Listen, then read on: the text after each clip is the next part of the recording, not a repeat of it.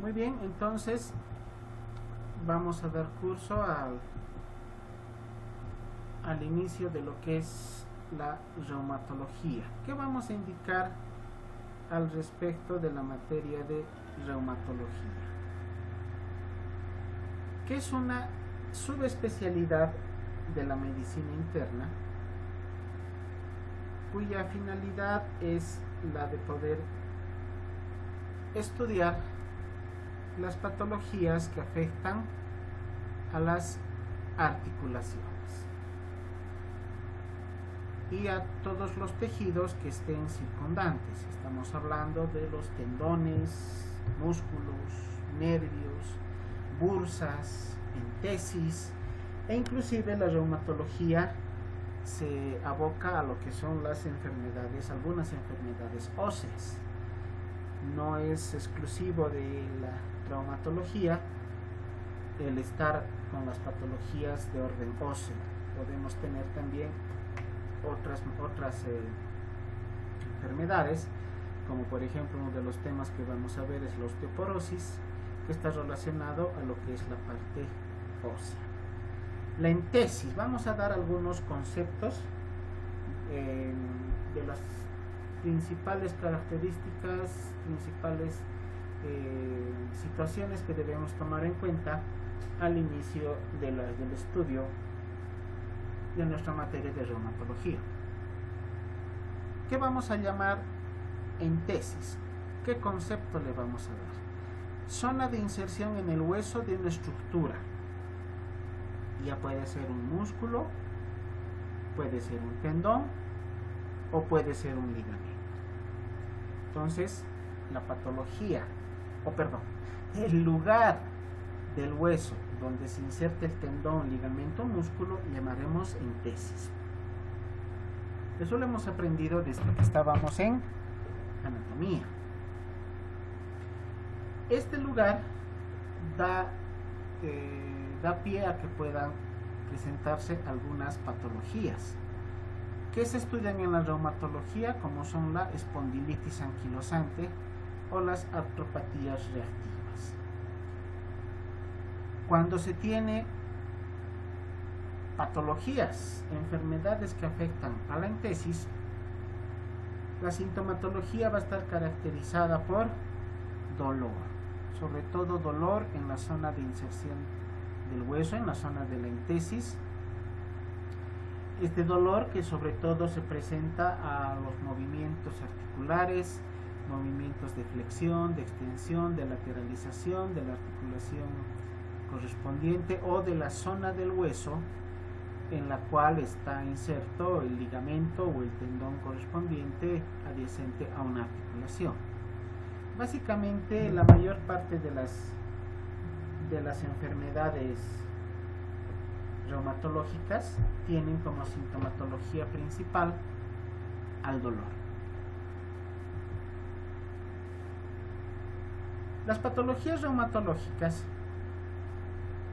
son un grupo relativamente reducido de enfermedades en relación a otro tipo de patologías, como podría ser las enfermedades cardiológicas, metabólicas, neumológicas o nefrológicas, que tienen un mayor porcentaje de incidencia. Las estadísticas que maneja la Organización Mundial de la Salud indican que entre un 10 a 15% de la población mundial en algún momento de su vida van a desarrollar alguna enfermedad reumatológica. Y tenemos factores de riesgo que nos predisponen a que tengamos en algún momento una enfermedad reumatológica. Y los principales factores de riesgo son genéticos, con enfermedades como la artritis reumatoidea. Si nuestros papás, abuelos, bisabuelos, tatarabuelos tuvieron la enfermedad, nosotros tenemos la predisposición genética a desarrollar en algún momento estas enfermedades. No significa que obligatoriamente en algún momento vamos a enfermarnos o a desarrollar la enfermedad, pero tenemos una gran probabilidad en cuanto a la genética de que en algún momento de nuestra vida esta enfermedad pueda empezar a presentar síntomas, ¿no? Por lo tanto, si en alguno de ustedes tienen algún familiar con patología reumatológica, la probabilidad de que en algún momento de su vida ustedes desarrollen esta enfermedad está presente.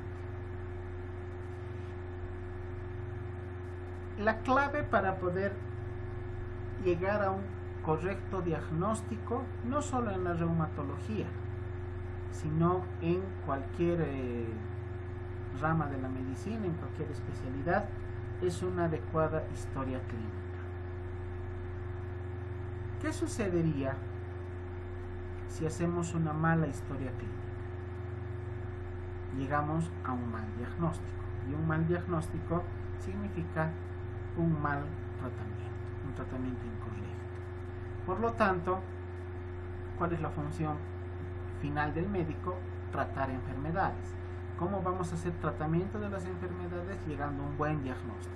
Y un diagnóstico adecuado se llega a través de una correcta realización de una historia clínica. Por lo tanto, debemos poner en práctica nuestro conocimiento adquirido en semiología y poder realizar una historia clínica completa. En la anamnesis de las enfermedades reumatológicas debemos tomar en cuenta los siguientes puntos. Determinar si la enfermedad es aguda o crónica. Hay patologías crónicas como la artritis reumatoide, como el lupus, y tenemos enfermedades de inicio agudo, algunas que se presentan en un par de días, un par de semanas, y otras que tienen una evolución de muchos años inclusive, ¿no? Entonces debemos determinar si esta enfermedad es aguda o crónica, si es sistémica o es localizada. Por ejemplo, la artrosis es una enfermedad localizada en las articulaciones, pero hay otras enfermedades como el mismo lupus que es multisistémica, porque tiene compromiso cutáneo, tiene compromiso visceral a nivel de pulmones, a nivel de riñones. Esos son algunos ejemplos de las enfermedades reumatológicas y su variedad en cuanto a los síntomas que puedan presentar y al compromiso que tengan en distintas zonas del cuerpo. Las enfermedades articulares o las enfermedades reumatológicas que afectan a las articulaciones pueden comprometer a la articulación como tal, o pueden ser peri o paraarticulares, comprometiendo a las estructuras adyacentes a la misma articulación. Las enfermedades reumatológicas también pueden ser inflamatorias o no inflamatorias. Tenemos, por ejemplo, a la artritis como un ejemplo de enfermedad inflamatoria y a la amiloidosis como ejemplo de enfermedad no inflamatoria. Las que son articulares pueden comprometer a una articulación, llamaremos monoarticular, oligoarticular si compromete un par de articulaciones, o poliarticular si compromete a un número mayor o a todas las articulaciones. Son las variedades en cuanto a la presentación de los síntomas, las características de los síntomas que debemos tomar en cuenta en nuestro estudio de las enfermedades reumatológicas. El tiempo de evolución, decíamos, en patologías agudas y crónicas. Se denomina agudas cuando los síntomas se presentan de un par de horas a un par de días. Crónicas usualmente mayor a 6 semanas. Ejemplos de agudas, los traumatismos. Ejemplos de crónicas, la artritis reumatoidea. ¿Por qué se producen las enfermedades agudas? Usualmente por sobreuso. O sea, eso significa a un uso exagerado de las articulaciones. Situación muy común en deportistas. Los deportistas, sobre todo los deportistas profesionales, los que tienen una actividad deportiva muy frecuente, podemos llegar a tener un proceso inflamatorio de las articulaciones por un uso excesivo de las mismas. Las enfermedades agudas pueden llegar a tener un compromiso local del tejido conectivo y las crónicas ya se caracterizan por degeneración de la articulación o de las estructuras adyacentes. Un ejemplo de enfermedad degenerativa sería la artrosis. La artrosis donde se produce un desgaste de las superficies articulares. Otro ejemplo podríamos dar de lo que es la esclerosis sistémica, donde también se produce una degeneración del tejido que produce un endurecimiento de las células o un endurecimiento de los tejidos.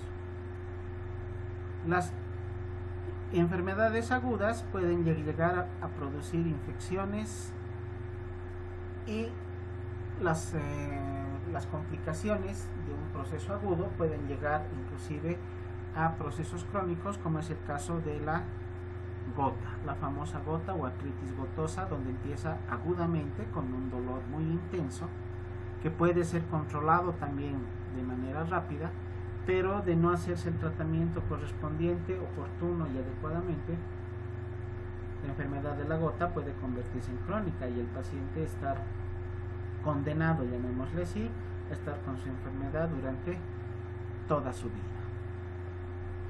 En cuanto a la característica del dolor, el dolor puede ser articular o puede ser no articular. El dolor articular tiene la característica de que tiene limitación de los movimientos, tanto pasivos como activos. También puede acompañarse de edema de la articulación, como en los casos de artritis, crepitaciones, como en los casos de la artrosis, cuando realizamos la semiología o aplicamos la semiología que hemos aprendido, la crepitación típica de la rodilla cuando hay una artrosis, y las articulaciones a la larga pueden llegar a presentar deformidad. En los casos de dolor no articular, usualmente el dolor solo se presenta en movimientos activos. Existe hipersensibilidad local, un aumento de dolor, un aumento de la sensibilidad bien focalizado en la articulación comprometida o en los órganos adyacentes comprometidos. Y también puede acompañarse de algunos signos lejanos a la articulación comprometida. No solamente el dolor pueda estar limitado a la articulación como tal, sino que el dolor se puede irradiar o presentarse en otras zonas lejanas. En cuanto al proceso inflamatorio, típicamente las articulaciones que llegan a presentar una patología de tipo inflamatoria van a presentar la famosa tétrada de Celsius: rubor, calor, dolor y tumor o hinchazón o aumento de volumen. Entonces, cuando encontremos a una patología que puede estar o en una patología en la cual encontremos un componente inflamatorio, semiológicamente tendremos que evaluar la presencia de la tétrada de Celsius.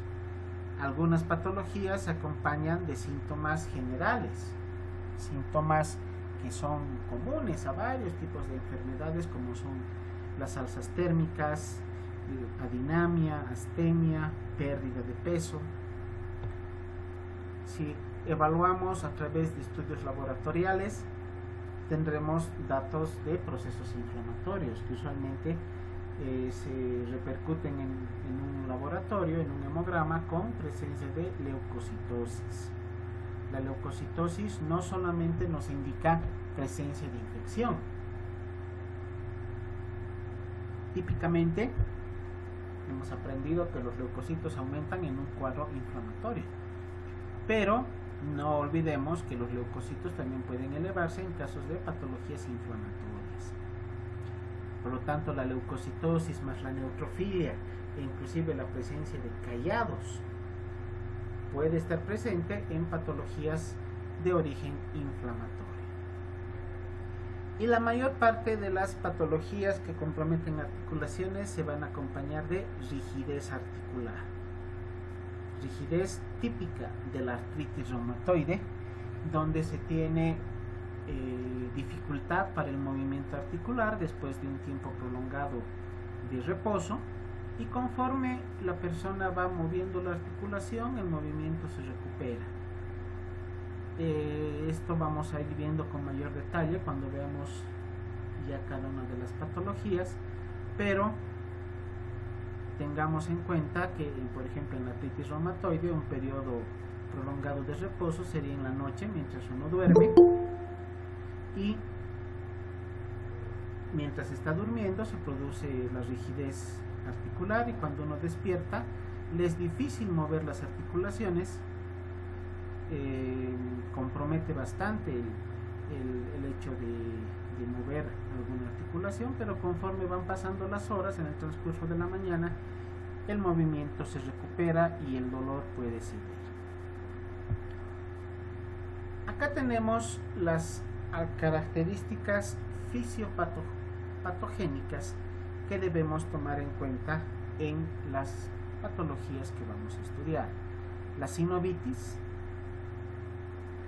la entesis con sus patologías correspondientes, la inflamación por microcristales, típicamente en la gota, degeneración del cartílago articular, típico en la artrosis, procesos infecciosos como es una artritis séptica, miositis o inflamación de los músculos, en el caso de la patología que conocemos como polimiositis, alteraciones locales como la epicondilitis, alteraciones difusas como la fibromialgia reumática que compromete a varias zonas, o enfermedades multisistémicas como el lupus. Entonces, la variedad de alteraciones fisiopatológicas en las enfermedades reumatológicas es grande. No pensemos que la reumatología se aboca solamente a articulaciones. La mayor parte de las enfermedades estarán relacionadas con un proceso patológico articular, pero hay otro grupo de patologías que debemos conocer y aprender que se van a relacionar con lo que es el proceso patológico, no solo articular, sino también sistémico. Acá vemos algunas de las características sintomatológicas en cuanto a las principales patologías que podemos llegar a encontrar. Les voy a hacer una lectura de los síntomas principales que vamos a encontrar en nuestras enfermedades reumatológicas: la rigidez matutina, los síndromes constitucionales, hablamos de pérdida de peso, hablamos de hiporexia, hablamos de alzas térmicas, hablamos de astenia y adinamia cuando estamos conversando sobre síntomas constitucionales. Dolor que incapacita los movimientos, simetría en cuanto a la presentación de los síntomas. Si nos afecta la mano derecha, también debería comprometer la mano izquierda, o la rodilla derecha y la rodilla izquierda. Eso se refiere con simetría en la presentación de los síntomas. Presencia de dolor, que es una de las características principales. La inflamación que se presenta en las articulaciones y también en las estructuras articulares adyacentes. La inestabilidad de las articulaciones, que puede llegar a comprometer el normal funcionamiento y movimiento de una articulación. Y si se trata de las articulaciones de las extremidades inferiores, la inestabilidad llegará a producir dificultad para lo que es la caminata, inicialmente la bipedestación, mantenerse de pie, y posteriormente el poder caminar de manera normal. Y nuevamente les repito que podemos encontrar enfermedades con características y sintomatologías multisistémicas. La patología más representativa de este tipo es realmente el lupus eritematoso sistémico. Por eso se llama sistémico, ¿no? El LES, lupus eritematoso sistémico, cuyo compromiso a nivel de las articulaciones no es el único. Va a haber compromiso también en otras zonas orgánicas. La edad de presentación de las enfermedades también debemos tomar en cuenta, como por ejemplo la fiebre reumática, patología que afecta a personas más jóvenes, El lupus está en el grupo medio de la vida, más en mujeres, en edad fértil. La artritis juvenil, menores de 20 años, al igual que la artritis gonocócica. Otras patologías como el síndrome de Reiter o la artritis reumatoidea, también por la mitad de la vida. Y otras patologías más que puedan afectar a grupos etarios mayores, como la gota, la osteoartritis o la osteoporosis a partir de los 30 años hacia adelante. Por lo tanto, de igual manera, la reumatología no solo va a comprometer con sus patologías a personas adultas. Pensamos en reumatología, solo son enfermedades de los viejitos, de los abuelitos. Pero no olvidemos que hay enfermedades que puedan comprometer a personas jóvenes. La fiebre reumática usualmente es una patología muy común en personas menores de 20 años. La artritis reumatoide juvenil o la variedad de artritis juvenil, que es también frecuente en personas de igual rango de edad. Entonces, tomar en cuenta estos rangos de edades y de igual manera como el compromiso a nivel del sexo tanto masculino como femenino. Hay patologías que afectan más a las mujeres como el lupus o como la artritis reumatoide, y hay patologías que afectan más a los varones, como acá indicamos el síndrome de Reiter, la espondilitis anquilosante y la gota. Es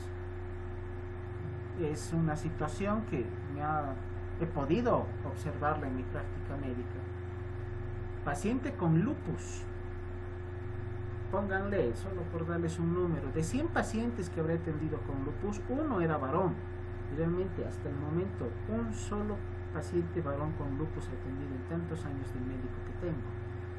En contraposición con gota, solo he atendido pacientes varones. No me tocó nunca atender a un paciente con gota que sea mujer.